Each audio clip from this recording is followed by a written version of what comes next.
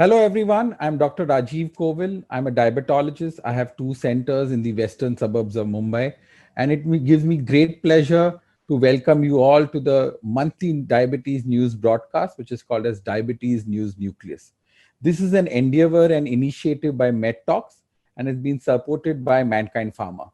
What we are going to do here is that we are going to get you the latest in diabetes, whether it's related to drug discovery, whether it's related to some trials, some new data, whether it's related to technology. You are going to listen to it for the first time here.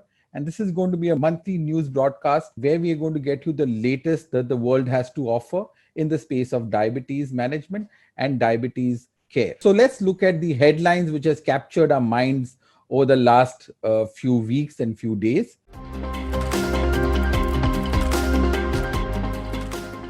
So SGLT2 inhibitors have actually captured our imagination for the last few years.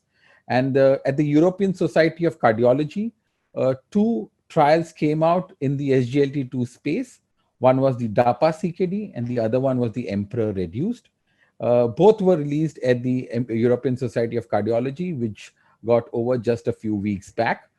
In the DAPA-CKD, it clearly showed that SGLT2, when used in patients with renal dysfunctions and chronic kidney disease, we could reduce a lot of hard endpoints in terms of renal events. And when I say hard endpoints, it actually means a composite of renal endpoints. It's a 50% reduction in EGFR, progression to end-stage renal disease, and renal or cardiac death. So there was approximately a 39% reduction in the primary endpoint in this particular study, thus establishing the use of SGLT2 in chronic kidney disease. Nephrologists over the last 2 decades have been fighting on how we can prevent the progression of chronic kidney disease. And in this particular study, chronic kidney disease, the progression was stopped in patients with diabetes and without diabetes. So the primary endpoint was seen in both patients with and without diabetes. Over and above this, you saw a 31% reduction in all-cause mortality. Thus, for nephrologists and metabolic physicians across the globe, it gave us a window of opportunity where we could intervene in patients with chronic kidney disease and not only prevent progression of chronic kidney disease, but also prevent cardiac and all-cause mortality in all these patients. So again, it's a lining, it's a new feather in the cap of SGLT2 inhibitors, and this has been there over the last 2 or 3 years now. The second study which came up at the European Society of Cardiology was the EMPEROR reduced study. Now, heart failure with reduced ejection fraction and heart failure with preserved ejection fraction has been an enigma in patients with type 2 diabetes. And this was addressed at the EMPEROR reduced studies, where they showed that by using an SGLT2 inhibitor, you are able to reduce the composite of hospitalization due to heart failure and cardiovascular death in patients with reduced ejection fraction. And this again occurred in patients both with diabetes and without type 2 diabetes. Thus, with over almost 50,000 patients enrolled in the cardiovascular outcome studies, in the renal outcome studies, and the heart failure studies, today SGLT2 inhibitors have become one of the mainstay of treatment, not only in the treatment of diabetes, but also in the treatment of comorbidities in diabetes. And thus, it has got robust evidence in the prevention of hospitalization due to heart failure and in the prevention of progression of chronic kidney disease. And this is something which is going to remain for the next few years because the evidence is very, very robust. The next news which caught the headline few weeks back was about technology. And what we have known is that insulin pump has been there in India for the last 1 to 1.5 decades. And type 1 diabetes quality of life has tremendously improved over the last 1 decade over the use of an insulin pump. The insulin pump which is available in India is the Minimed 640G. But around few weeks back, the Minimed 770G was approved for usage in pediatric patients from the age group of 2 to 6. Now I'll explain what the Minimed 770G is all about. The Minimed 770G is an updated hybrid automated closed loop insulin delivery system. What I mean by that is that the sensor augmented or the augmented sensor continuously gives readings to the insulin pump, and the basal rate of programming keeps changing based on the blood sugar values of the patient. Thus, the chances of low sugar and the time in range in these patients gets better. This is also what we see in the Minimed 670G. But in the Minimed 770G, what is additional is that there is a Bluetooth connectivity, because of which this device not only shows the blood sugar to the patient, but also to 5 other linked devices. That is why you could have a child at home and the parent could be in office, but the parent could also get exactly the readings that what is happening and could help in adjusting of the blood sugars. So it's only when it's required that you need to give a bolus insulin, you need to take it. Otherwise, it's a hybrid automated insulin delivery system, 770G, and it comes very close to being an artificial pancreas, which is going to be a new hope for patients with type 1 diabetes and for rest of the patients who would like to use insulin exogenously without actually pricking themselves. So let's discuss about the topic of the month.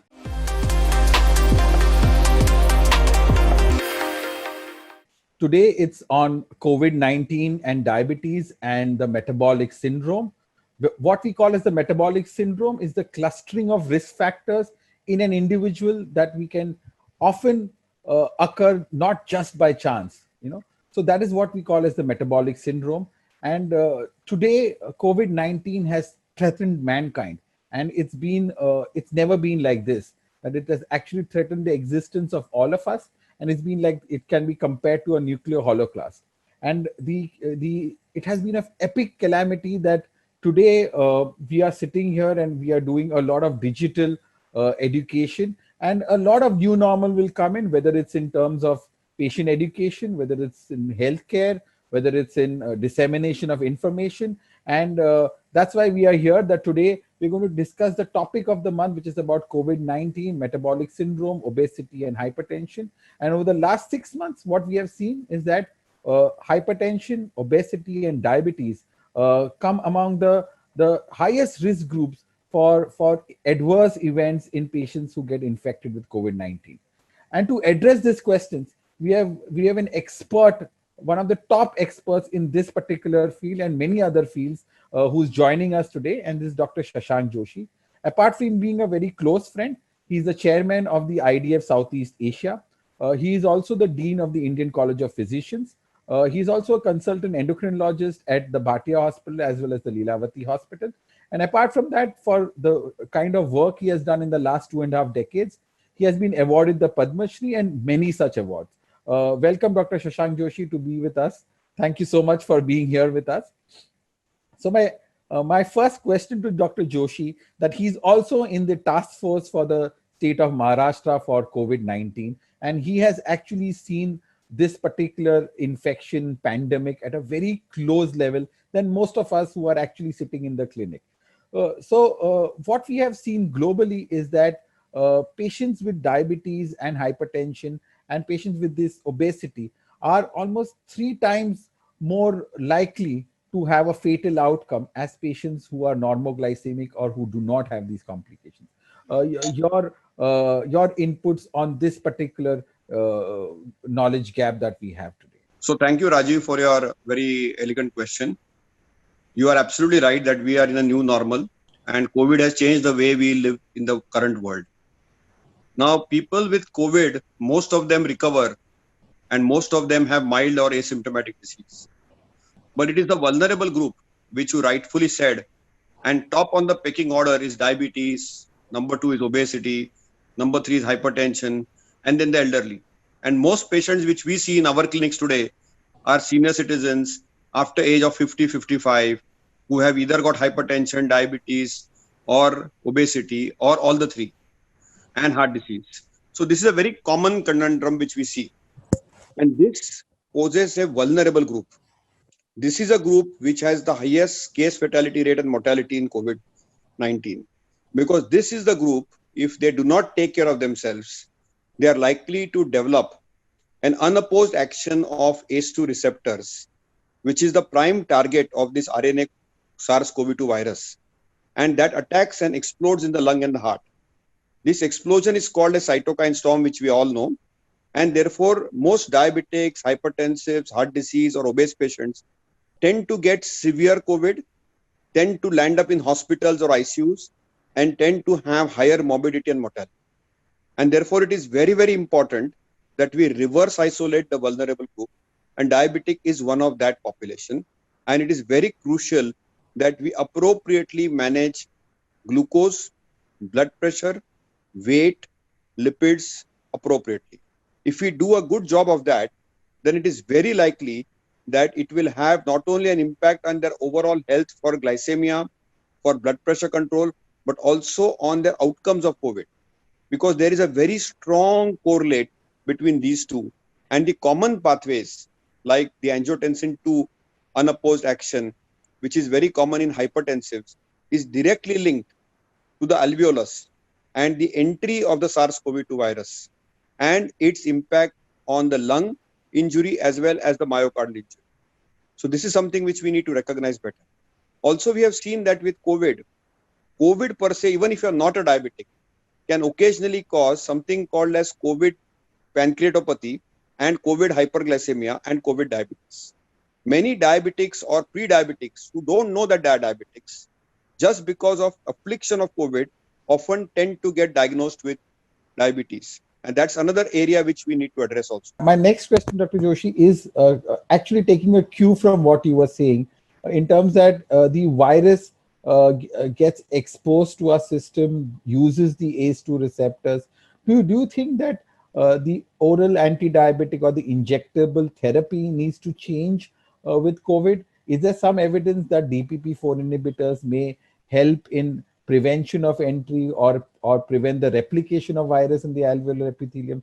Because this DPP4 CD26 receptors are around in the whole smooth vasculature in our epithelium. So do you think there is any sense in that DPP4 inhibition could help in preventing the replication of the virus? You are absolutely right. In fact, we have three types of the coronaviruses which came in this century. First was SARS-CoV-1, second was MERS, and third is SARS-CoV-2. The MERS virus, which was Middle East Respiratory Syndrome virus, actually for docking of that virus, it needed a DPP4 receptor. And for docking of SARS-CoV-2, they need the ACE2 receptor. So you're absolutely right that some of the anti-diabetic agents like metformin and gliptins, or even for that matter of fact, the GLP-1 analogs might have a protective role. So COVID is predictably unpredictable, and evidence base related to COVID and diabetes also keeps changing. But 6 to 7 months, we have clearly understood that metformin can have a protective role, gliptin can have a protective role. If you synergistically combine gliptin with metformin, it can have a protective role. If we use agents like a GLP-1 receptor agent, which initially were found to be deleterious, may be useful. We also know that in SGLT2 inhibitors, there is a trial ongoing. So remember that we also know that a lot of SGLT2 inhibitors and GLP-1 had a lot of controversy surrounding their use in COVID-19. One thing is very clear cut: for mild COVID, which is managed at home, most patients can continue taking their oral anti-diabetic agents. And if they are on gliptin, metformin, it could be having a protective role. However, once the patient is hospitalized, and if the patient has moderate, severe, or critical issues, we tend to often switch them onto insulin. And after they recover from COVID, we put them back on their old medications. Clearly, Rajiv, what you asked is very, very appropriate and correct, that there is a very strong emerging role to show the protective role of gliptins, the DPP4 inhibitors, of metformin, even some indirect evidence to show that glitazones, SGLT2 inhibitors, and GLP-1 analogs may have a useful role. So clearly, many anti-diabetic agents can be repurposed, and they are in research mode as anti-COVID agents also. But mind you, none of these agents should be used for COVID care. But if a diabetic is on them, that they might confer some degree of protection and might keep these patients in the milder form of the disease and mitigate the severe form of the disease. That is what is the current evidence base telling us. So it's a very exciting area, and these new anti-diabetic agents, which have conferred a lot of cardio neutrality, cardio-renal protection, cardio-renal, overall in this outcome-based era, we will soon have, just like we had cardiovascular outcomes and renal outcomes, we could also have an impact on COVID outcomes. So many anti-diabetic agents and gliptins being top on the pecking order may have a direct impact on COVID outcomes. Probably everybody globally doesn't have an answer. I'm sure you would have it about vaccines. How close are we to it? How far are we to it? Is vaccine the answer? Is masking the answer? Is herd immunity the answer? How do we get out of this pandemic that we are stuck in? The world has been stuck in. So for this, I think question, Rajiv, none of us have answers. Let me start with herd immunity. This term herd immunity in COVID space is still very anecdotal and speculative. So in all probability, it is wishful thinking, but it is unlikely to. As far as masking is concerned, sanitization, masking, and social distancing is the key. But where are we on the vaccine? There are two types of vaccines. One is anti-COVID vaccines, which are already undergoing research. And second are repurposed vaccines, which might have some immune adjuvant effects. So the repurposed vaccines which are under scrutiny, which are 3 vaccines used in India, but have no data-based generation. Number 1 is BCG upon the pecking order. Number 2 is MMR. And number 3 is oral polio vaccine. All the 3 vaccines have an adjuvant potential to improve the T-cell immunity. But currently, there is a randomized placebo-controlled trial with 250 patients without BCG, 250 patients with BCG in 18 medical colleges of Maharashtra state, where they are experimenting whether BCG as an immunoprophylactic can work. That is one. But we don't have the answer for that, just like you saw the plasma therapy failed. So we don't know, it's in research mode.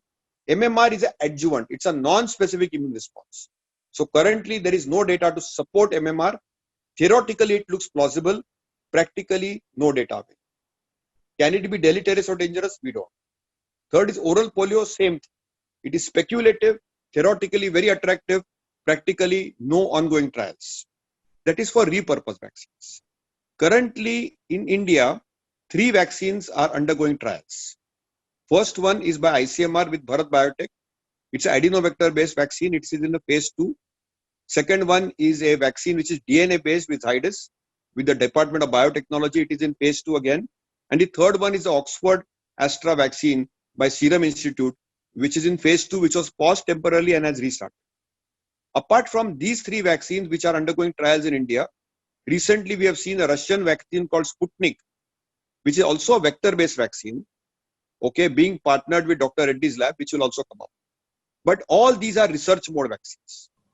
In the United States, their approach has been different. They have used mRNA-based vaccines. 2 of them are there. One is Moderna and second is Pfizer. All these are trying to develop some vaccination. It is very likely that most of them will finish their phase 2 trials by couple of months and their phase 3 trials by probably first quarter of next year. So anywhere between January to March, if they pass the phase 2 and the phase 3 trials safety, because you know that all these vaccines, these are the fastest track vaccine on planet Earth, then probably somewhere in March, we will see a large group of populations getting vaccines. But if you ask me realistically, the world will only get vaccinated not before the end of 2021 or early 2022. That is as far as the vaccine is concerned. But the true vaccine is social vaccine.